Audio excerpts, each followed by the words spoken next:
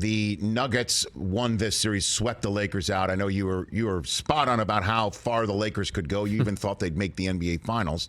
The Nuggets won this series in the manner in which they did because...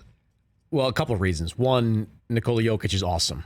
I mean, he came into this postseason probably with the burden of having to prove himself. A lot of people believed that he was just an advanced analytics darling, that he wasn't capable of leading a team to the NBA Finals, and he did that.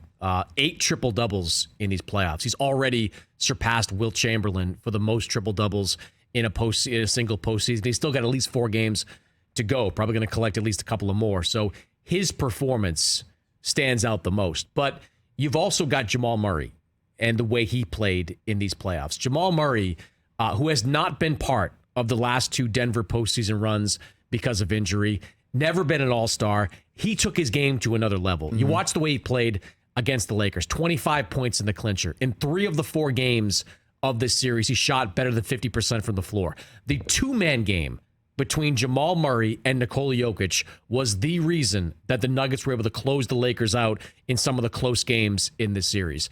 As impressive as Jokic was and has been throughout these playoffs, and he deserved to be the Western Conference Finals MVP, Jamal Murray so far is probably the breakout star, not just of the Western Conference, but probably this entire postseason. Now, normally when a team has the best record in a deep conference and sweeps their way to an NBA Finals and has a 1-2 punch like you just described with Jokic and Murray, and then they come out and say, nobody believes in us, you're like, yeah, right.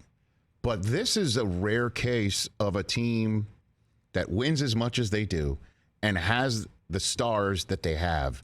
And when they say that, there's credence to it. Like, they have this card. Michael Malone is playing this card of nobody talks about us. I mean, Barkley on the air last night was saying he got sick, had to turn the TV off by how many people were LeBron and Lakers-centric. Nobody's talking about the Nuggets. It does feel like they have a legit nobody believes in us card to play here. I don't think they have a nobody believes in us card to play because a lot of people pick Denver to come out of the Western Conference. You can't say nobody respects Nikola Jokic when the media's voted him MVP in 2 of the last 3 years. The card the Nuggets can play is nobody talks about us. Nobody, spends airtime discussing us, column inches writing about us, because frankly, the Nuggets aren't very interesting. Like, Nikola Jokic is arguably the best player in the game right now, but he's not someone that does a lot of interviews outside of the NBA mandated stuff. You're not going to see a lot of profiles on Nikola Jokic. Jamal Murray, great player, not especially interesting. Michael Porter Jr., excellent player, not especially interesting, at least not compared to what we have at the bottom of the playoff bracket, where you've got drama in Los Angeles almost weekly. You've got the Suns. Can they succeed in this first year with Kevin Durant? The Warriors, all their dysfunction this year. The Clippers, can they get it together? The Nuggets' problem is they're not respected. They're just not talked about. People just don't find them as interesting as some of the teams on the bottom half of the bracket.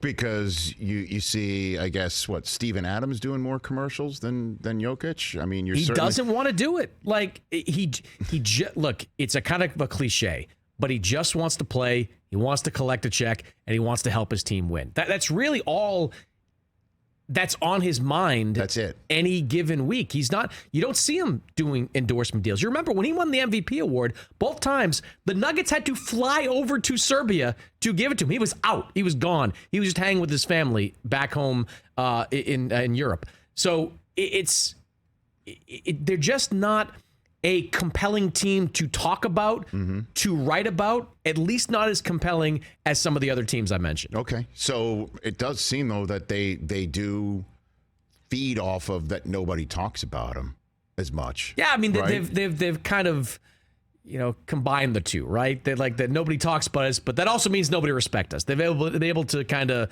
commingle those two things together. But the reality is they are respected. Like, they are proof that patience can persevere, that if you draft well and you stick with what you've got and don't panic at the first sign of adversity, that stuff like this can happen. You look at the way this Nuggets team was put together. Nikola Jokic was a phenomenal draft pick. Maybe the best draft pick in NBA history. He was a second-round pick. He's a two-time MVP. He's going to go down as one of the great centers of all time, great players of all time. Michael Porter Jr., 14th pick in the draft, several years ago. He was a guy the Nuggets said, look, we could draft somebody safer with 14th, but this guy was a top 5 talent who had a back issue. Let's take a flyer on him and see if that works out. They were patient. They dealt with a back surgery, and now here he is, Michael Porter Jr., as good a third option as you're going to get in the NBA. Jamal Murray, lottery pick, but he was someone they stuck with even after the injury that cost him a season and a half. So